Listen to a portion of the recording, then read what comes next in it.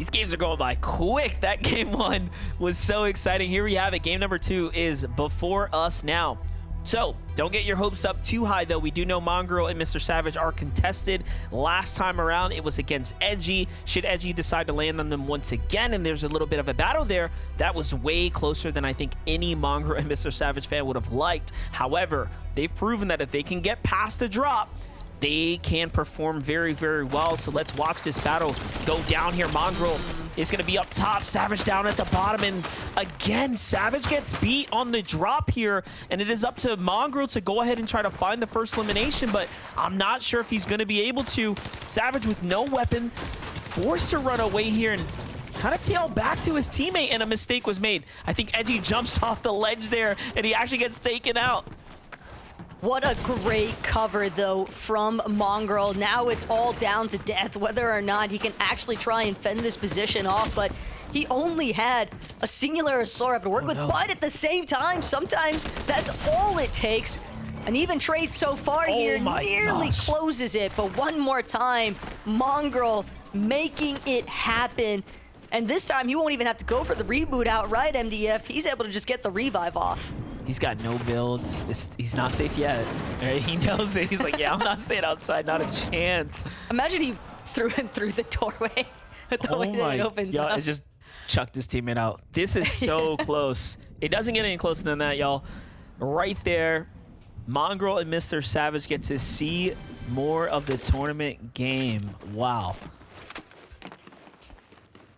Definitely an impactful moment. And again, we saw just how deep their run was in that first lobby of the day after winning the off-spawn contention. So now it's all down to whether or not they could try and replicate things to a certain extent of that level of success. Can't be said for what's going down at Pleasant Piazza, though, is Trashy successfully eliminated. That is a tough break early on for Trashy and Threats. It looks like they may have even been potentially surprise conned here, because Joel and Wick, I think that they've kind of just been the team on tour here today. Yeah, I definitely agree, but hey, things are looking pretty good for them. They have their eliminations. They've settled in now. So there's not too much to worry about. We do have a little highlight of how it played out. This is up against Threats and Trashy. Threats and Trashy, who played pretty decently yesterday, but Wick and Joel are honestly on a little bit of a different level. So CR is looking pretty good there. They come in with 42 points as well, telling us that last game, not too bad. They had an end game, so already trying to set themselves up at least for day 3, if not a victory royale here today. Vino and Clicks on the other side, down at the Sandy Steps. This is much different, I think, than we've seen them play before. So I like how flexible they've been. Part of this, I think, is just credit to the fact that as soon as the matches ended from yesterday, first thing that Veno did is take the socials and be like, hey, looking for players, looking for one. I want to practice some off-spawn. So it could be evident that he's trying to make some of the necessary adjustments, and part of that could be playing closer together. Classy courts, though, lots of action taking place. Swax actually gonna get swept up here as Geekstash and Velo doing what they can to finish off the last remaining component, but some early surge definitely getting established up north, and that's going to be super impactful when you think about how much a lot of those northern teams tend to struggle with maintaining the same level of damage for the surge threshold in comparison to a lot of our desert-based teams. Yeah, Brutal Beachhead. Definitely a great POI to have to yourself like this. This is setting up Cold and Acorn for massive amounts of success right now. And although there's teams in the distance, they're not standing too much of a threat at the moment. Meanwhile, Mixon and Blaha mixing it up here. Going yesterday, they started in the west, they went back to the trusty south, and today they're up here at Mount Olympus right now, trying their hand up against what looks to be Tyler. Now, again, I think, if I'm not mistaken, right, Boog and Aviv were landing around the Mount Olympus. So given that they've... I believe. Okay, so they switched their drop from last season. So given, again, the mix-up here, I think Mixon and Blaha are trying to take advantage of teams that might have given up this drop due to grand finals appearances. But overall, this is definitely the the wild card duo, if you will. You just never really know what they're up to. Well, Curve and Tyler have been pretty consistent at landing more towards that eastern section of Mount Olympus. I think a lot of teams may be just drawn to the fact that there is good elevation to try and get some early tags going. Mixon, though, finding out very quickly that can't leave himself too exposed. Curve with some massive bite back, and those exchange shots, they definitely left Mixon worse for wear. Now Mixon, he might actually find himself a little bit pinched here. He's got another player trying to encroach upon his current position. And when he knows that there's a duo in Curve and Tyler directly in front of him, he's actually going to be forced to just sit and wait, reconvene with Blaha, and then actually wait for an opportunity to push out further. Solid mat counts, though. Ample amounts of brick, so hard material is not really a massive concern, especially when you're at Mount Olympus, but Zexis and Klarog caught in a separate battle here and celebrating the aftermath. So you can see one elimination apiece means that that's been a successful duo wipe, but they're not done just yet. Herc and Willers are going to waste no time. They know this is a prime opportunity to third party. Definitely pushing pretty quickly here. No opening tags, though, so nothing too good going for them just yet. Anything can still happen, though. Rexys has to clap back. Doesn't find a chance to. If Zexis continues to play too defensively like this, I mean, it will only be a matter of time before they lose all their strong mats that they've invested into in their defense. How long can it hold up? There it is. Tag back, but they don't find it, and Willers lands the first big blow here. That might be a decisive one.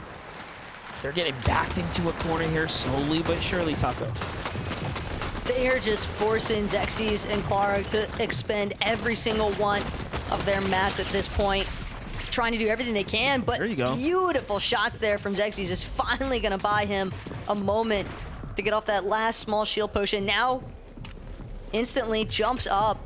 Willers, worse for wear at this point, and Zexis actually going to opt to just stay side by side to his teammate.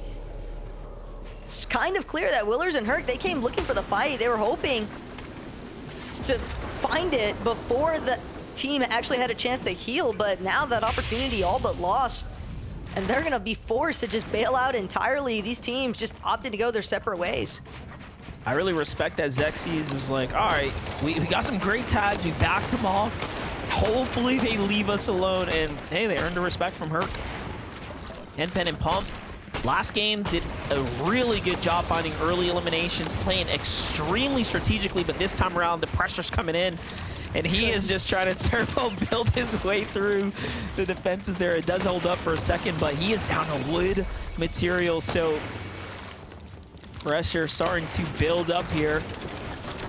Notices that's not his wall either. Enpen forced to come up a layer, but this is going to expose himself to Cooper and Kanata. And again, last time he found Cooper with the early elimination, so it's no surprise that he's kind of caught in this same situation where the teams that he fought last game are nearby.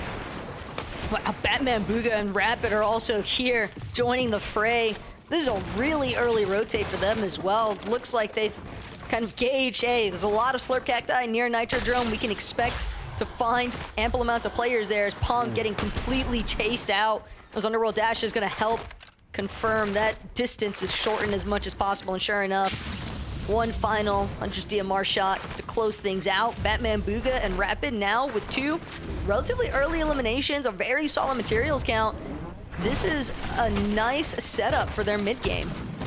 Yeah, just to watch back from Batman Booga's perspective, thanks to the assistance of Cooper and Kanata from behind, Batman Booga will get the elimination credit here. And just how quick he was able to go in and land these tags, and again, really making sure he's putting his crosshair on the marker before pulling the trigger. That discipline there. Batman Booga showing us why he's in the conversation right now to make it to grand finals. Here we have a look at Reet and Ritual. Haven't seen too much of what they're up to in the early game. However, they've continued to make appearances, I'd say later towards the mids and lates. However, we haven't seen them quite in a position to win a game just yet. But we can't take it off the table from a team that is this good. No, definitely not. As Ritual kind of scoping out the fact that there seems to be a little bit of a skirmish taking place right next to one of those forecast towers. And Baka, Pars, another one of our teams surrounding the Nitrodrome currently. Almost makes you reflect on Empen and Palm. Part of their demise was just the fact that they caught the lobby's attention.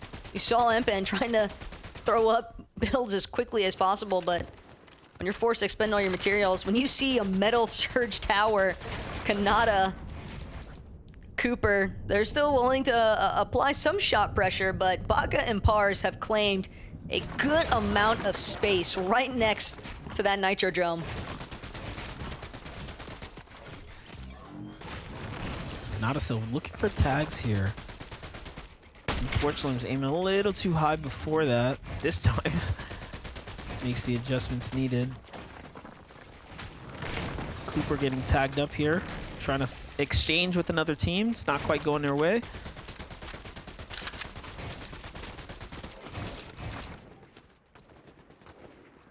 And this is about as expected. You know, there were a lot of kind of screenshots circulating. This right here is the prime reason why we see Cooper and Kanata so content to kind of just throw out shots every which direction. When you've got 3 separate slurp cactuses to kind of just sit on, you know that you have basically infinite healing at that point. I mean, they're literally sitting on 90 instantaneous healing for whatever they need, whether it's white health or shield, and it's going to keep regenerating, so there's no real reason for them to leave this current position. They're just going to keep trying to hold teams, try and control the flow of teams as well around that Nitrodrome. You can definitely expect that to have a pretty big impact in terms of where the congestion starts to pool on those edges of the zone. But separate case here for Edward and Rafiki, just outside of the edge of zone, right next to Redline Rig and Brawler's Battleground. And they're caught in a little bit of a choke point here between 2 separate teams. Yeah, this is another one of those instances, again, where the zone is so far south, teams can afford to take these fights. As long as you don't get knocked, basically, you have every means to go ahead and recover, right? Recover pretty comfortably. For Z-Link and Antonio here, it does look like they have opted to heal themselves using their actual heals. We'll see how it plays out. They still have this threat below them. There it is. They're marking the cactus in the distance, deciding, hey, maybe we should go here, just cap off, leave this duo alone. The real question is, did they get enough damage? So another southern pull, but this one's about as south as we've seen it on this weekend. But we did see Z-Link incredibly low as far as his material count is concerned. And if there's one thing the desert doesn't have a whole lot to offer MDF, it's definitely going to be those builds, resources. Most of it will have already been claimed by this point, so potentially could see them often be one of the teams that makes a play for the Rift Island instead, because there is ample resources to be found sitting here at the Loot Island, essentially, and Cold Acorn, they've already taken full advantage of it. And again, keep in mind, they had an excellent run in that first lobby, especially when it came to trying to play the high ground. But I think one of the main detriments they encountered from lobby 1 is that Cold didn't actually have a high fire rate weapon, so it's hard to play suppressor from that ultimate high ground when all you really got is a DMR to operate with, because you just can't break down builds the same way you would prefer to. Yeah, in the endgame in general, right? You kind of want to find an opportunity to drop that DMR, get into an SMG. As the dynamics start to change a lot. Here's Reet and Ritual, though, very far north. I'm a little bit concerned to the fact that they're not fighting right now, because we've already seen the numbers tell us that when the zone is this far south, the surge damage threshold will continue to climb and climb. So we're going to be in for, I guess, quite the treat for the battles that'll have to kick off here shortly. Alroji and Craze from the east side made their way pretty comfortably into the zone. Definitely expecting to see a lot of these players be much later than what we've been conditioned to seeing, essentially, for players making rotates. Because, again, thanks to those slurp cacti, there's no real rush in these early zone ticks, because you can afford to lose 1 HP, 2 HP at a time even, as long as you have the Slurp Cacti along your path route into the next zone. And wouldn't be surprised to see teams maybe taking their time, try and stake things out, and just look for shots on the teams that are somewhat opting to rotate a bit earlier. But when it comes to these desert zones, MDF, I'm just not sure about high intensity. In fact, it's trying to get switched around here by Stifferoony and Carillion, because they need to get something going soon. Problem right now is that they're right in between Victor and Paper. We know Victor and Paper like to get aggressive, but Carillion's gonna find the first knock onto Mongrel here. And now it's up to Mr. Savage to pay the favor. Can he clutch this up? I'm not too sure, given how fast they've actually made work of Mongrel there. But you have to assume that Mongrel grossly underestimated this team after getting the first tag there onto Carillion. And now Mr. Savage has a big decision to make here, a tough decision, if you will. Does he stay, or does he just go, right? Rotate now and get away from this solo, or get away from them as a solo here. He might actually wait it out, because he does have a decent amount, 454 above the damage threshold. Question is whether or not he can actually create enough space between himself and Carillion and Stifferoony. Keep in mind, since they eliminated Mongrel, they know there's at least one Savage running around here somewhere that we can look to pick up and extend our damage threshold all the more so, because the main reason they even pursued that initial elimination onto Mongrel in the first place is we saw Carillion, he was 1 above at one point. And now this team, thanks to that elimination, safe for the time being, but again, look at this. Southern... The zone lands right here. They're dead center. Keep in mind, this is also a team that has been soft-conning Clix and Veno in their drop over towards that Snooty Station Sandy Steps area, and part of the reason being they're interested in what's up for grabs there.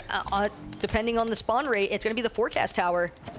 Clix and Veno may have potentially lost that Forecast Tower to Stifferoony and Carillion, just gauging off of their current position.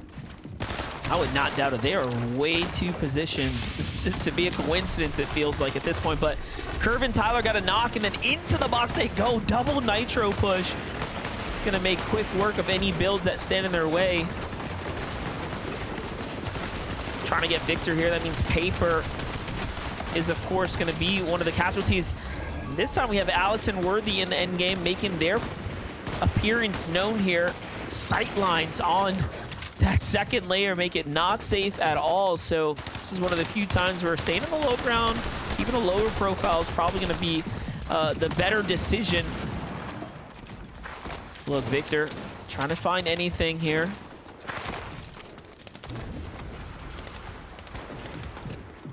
Curve and Tyler also, though, starting off from the east side of Mount Olympus, now all the way down south here by Redline Rig. You could see the amount of teams that are starting to float their way closer and closer into the zone, but they've got a decent position. They're not in as congested of a territory just yet, but Stifferoony and Carillion, they're finally ready to try and finish what they started. They are hunting Mr. Savage currently, tearing through all of his builds. Separate angle push approaches. Savage nearly got the flank wraparound, but the shot just didn't connect where he needed it to onto Carillion. And now Carillion barreling his way through these builds. Savage still doing a decent job, though, at just wasting their time, essentially, wasting their materials. At this point, they have to finish the job because they're bound to have attracted attention from elsewhere. Yeah, and look at that. Savage answers back, and actually the shot before that was good. It hit Stiff really, really hard. So Mr. Savage, I mean, don't count him out. These teams here are obviously hungry to get this elimination, but at this point, I'm afraid they're getting in over their heads at the moment. This is the deep end that they're jumping into, and it might not be worth it. They've cost themselves all of their material. Look at this, down to just 210 metal when they were essentially and effectively capped out just moments ago. But no, Savage tries to make the rotate, and Cooper finds him there instead, and this is before the placement point. So regardless of whatever lead that was built before, it's gonna be blown to the wind. And look at who gets to the zone first. Acorn and Cold just ahead of Vino and Clicks here. Now likely being the catalyst to the target, to the pressure being put here on Vino and Clicks, who are somewhat exposed right now. Finally now other teams start to base up around them, giving them a little bit more coverage, but what a game that's unfolding right here. What a spot, though, for Epic Well and Muzz to find themselves in. No shield on either of the pair. 35 below that damage threshold, trying to take shots at Olaf and his teammate, Lark, but they've got to be real careful, because if anybody lands a return shot, this solo might be their best opportunity. Big shot from Epic. It's going to connect onto Victor, but Muzz, he's so incredibly low, just under half HP. It's going to be a drawback instead. Epic one more time. 39 above, but with no shield to operate off of. Lark finally rings the dome there from Epic. Nice. Good return fire from Muzz. Going to keep them above, but can he get the revive off? Yeah, he can. He can, because Epic Well drops the mats. I was just going to say, they marked that build for a reason, and luckily, Epic did have a wall already down, but no, Reet and Ritual recognizing the downed body and the potential save coming through. And I know it pains Reet just a little bit to take down his boy, Epic Whale, but hey, it's all love. It's business, not personal. It's all business. It's business on the FNCS final stage. It does happen. Definitely a tough break, though, for Muzz and Epic. The moment that they finally get above that damage threshold, they don't even get to try and lavish in as Veno Clicks stuck in the low ground for the time being. But again, still in enough space, and where they've tarped through, they might be able to catch a team or any solos rotating a little bit later on. Off guard here. They're continuing to try and push forward, though, but they are sitting pretty as far as their damage threshold is concerned, although it is dwindling at a relatively rapid rate. Well, here's what I'll say. Vino and Clicks have continued to play low ground pretty well, honestly. If you look at all of their performances so far, the collective group of games, they've continued to play low ground and then slowly work their way up into the mid, and then, of course, going for the high ground when the opportunity presents itself. So I enjoy the fact that they're sticking to the strategy. It's been working so far. Pars, though, on high ground. He's been here before. This time, no Baka. Took the zip line all the way on up to get the most advantageous spot here. And at this point, I'm not even sure if other teams realize, you know, that's even an option.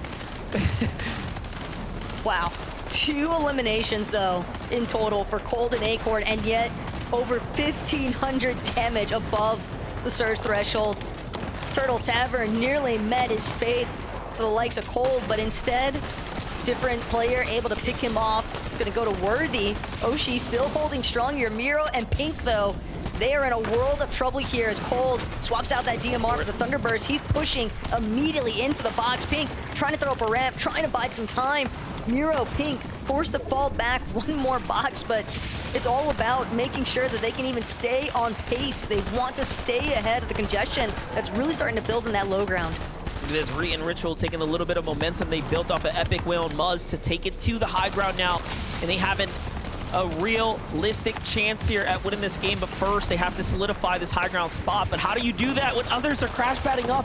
And just as they were trying to connect this base, connect the high ground to another build, another team came out of nowhere, but it seems like it was just a couple of tags. They could not sit themselves on top of them, and look at this, Pink and Miro still working through, even after that close call on the low ground. They've gotten themselves up just a little bit here, but the pressure still looming from down below. Meanwhile, Acorn and Cold are that, or is that team down there, and then Cooper and Kanata on the front side right now. So this is truly anyone's game, as these teams are more than healthy. Yeah, Miro and Pink immediately moving towards that mid-ground front side, but they didn't get a chance to go to the body. They didn't get a chance to actually grab the material refresh, which is what they need most. Clicks, Veno, again, we commended them for the way that they've been playing the low ground so far today. But their builds are just so incredibly low. They've got Batman, Booga, and Rapid approaching them. It's only a matter of time for the two are forced to tango, and Clicks instantly shot down. Veno meets a similar fate. Curve, Rapid but the respective individual elimination counts there is now Cold and Acorn just tearing through this mid-ground layer. Took down Curve, took down Worthy and Alex as well, and they're just continuing to dominate here, but finally someone gives them a little bit of resistance and down they go. Pink and Miro end up being the team to go ahead and finish the deed there, but no Mats or Miro is going to send him back to the lobby. Reet and Ritual are just tallying up the eliminations right now. Kanata and Cooper, one of the only strong duos remaining here alongside Batman and Booga. So this is it.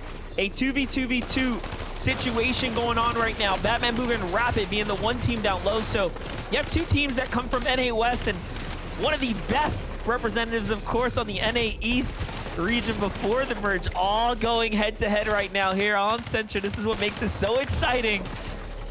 Who do we have taking it? This is a devastating climb right now. Up they go. But Kanata waits. This is interesting. I want to see what he's going to do. So he's trying to stick behind. He knows there's a duo down at the low ground. He's going to go for the points instead, recognizing that the win, unlikely, as Reet and Ritual have such an advantageous position.